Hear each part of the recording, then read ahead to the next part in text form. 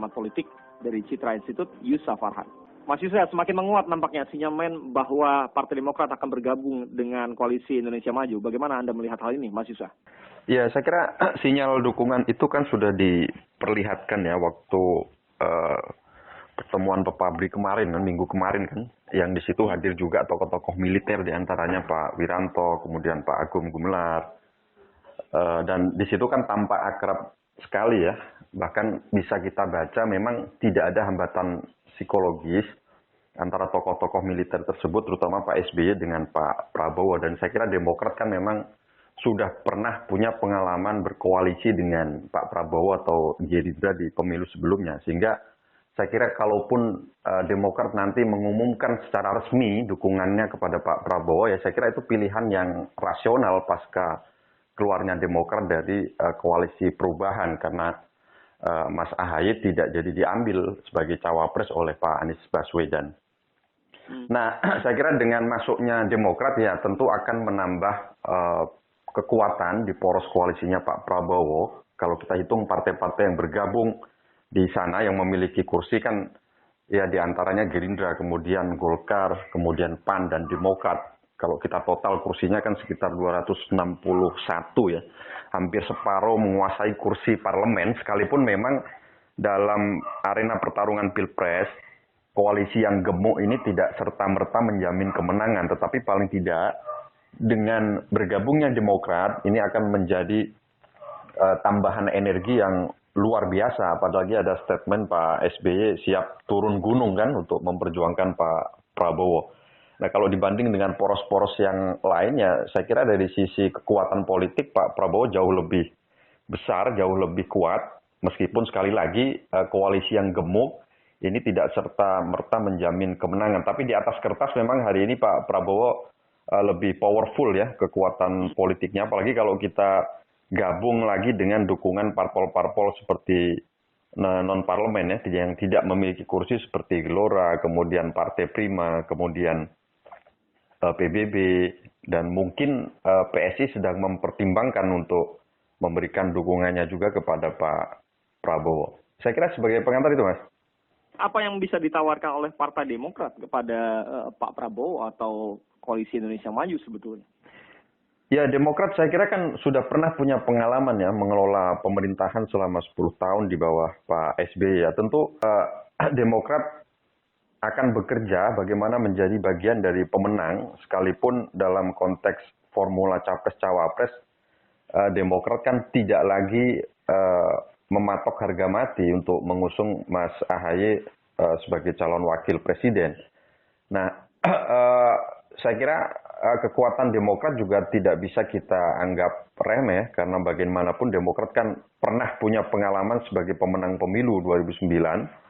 Dua, juga pernah punya pengalaman bagaimana mengelola pemerintahan, dan saya kira kelas Pak SBY sebagai mantan Presiden RI kan cenderung menguasai ya seluruh persoalan-persoalan bangsa ini, sehingga gagasan-gagasan beliau kalaupun di-combine dengan gagasan-gagasan Pak Prabowo ya saya kira ini sangat luar biasa untuk menjawab berbagai kompleksitas tantangan global Indonesia ke depan.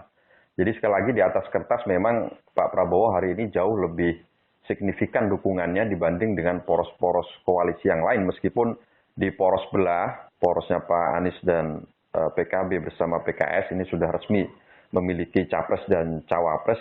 Ya kalau dari sisi itu saya kira mereka lebih siap karena sudah ada pasangannya kan. Ya.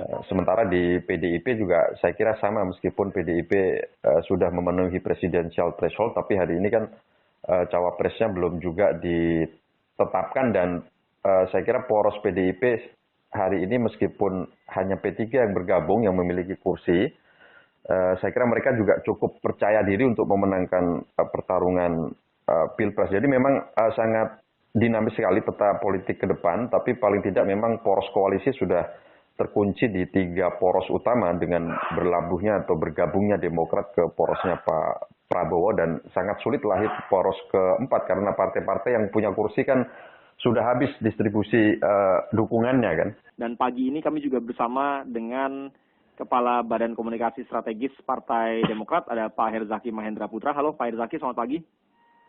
Ya, selamat pagi Mas Dery ya. Ya, dengan pengamat politik Citra Institute juga ada Mas Yusuf Farhan.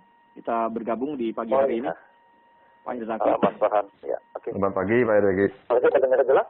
Sudah cukup terdengar jelas, Pak Irzaki. Kami ingin tahu, Pak, posisi Demokrat apakah tinggal mengumumkan secara resmi, entah itu nanti akan ada pidato dari Mas AHY atau dari Pak SBY untuk memastikan langkah politik bergabung dalam koalisi Indonesia Maju atau tidak, begitu Pak Irzaki? Bagaimana?